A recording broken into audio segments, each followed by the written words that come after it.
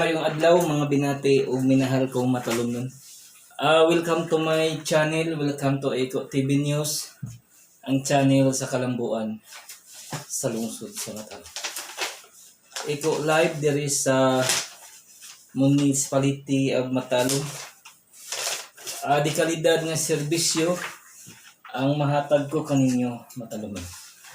Okay guys, November 24, 2021. Ako naghahangyo sa taga Matalom. Ato gayong suportahan ang administrasyon kanunay headed by sa atong maabtik nga Mayor Eric S. Pahulio ug mga kauban. Ato gayong ipadayon guys ang atong suporta sa Team Pahulio diri sa lungsod sa Matalom. Padung sa Congressman si Karkari o atong Governor si Dominic Petilia. Okay guys, sa katong mga negosyante nga ganahan magnegosyo diri sa lungsod sa Matalom, welcome tanan nga magnegosyo diri sa lungsod sa Matalom. Ako nag-aawhag sa tanang negosyante nga ganahan magnegosyo diri sa lungsod sa Matalom. Welcome tanan nga maghimo og negosyo diri sa lungsod. Bisag mga kuan guys, mga grocery, mga kuan kanang mga utanon, mga isda, pwede mong mo bagsak diri, mo hunong mo sa merkado aron mo agkamo mo supply og mga utanon, mga prutas, mga bugas, mga groceries nga need sa katawhan diri sa lungsod sa Matalom. Ang importante jud guys sa usa ka lungsod nga adunay mga establishment nga mahimo aron ang kinahanglan sa taga Matalom murag makuanan, masuplayan. Okay? Balikon ko sa tanang negosyante nga ganahan magnegosyo diri sa lungsod sa Matalom. Welcome mo tanan nga kuan. Open kini alang sa tanang negosyante nga magnegosyo diri sa lungsod sa Matalom. Welcome mong tanan nga maghimo or mag-invest mo og negosyo diri sa lungsod sa Matalom, Leyte, Philippines.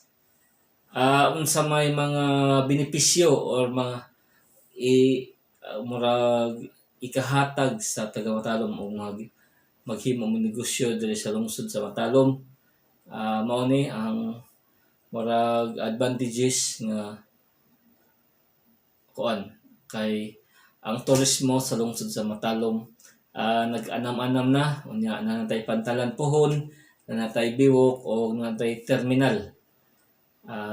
Maka-create maka-establish tag tabo ang mission or nga mutabang sa administrasyon kay importante jud sa usa ka lugar guys nga adunay tabo nga mahimo or ma-establish or ma-create nga tabo diri sa lungsod sa Matalom kay kinahanglan jud ang atong tabo para sa pag-asenso pod sa usa ka lugar or pagdaghan sa upas.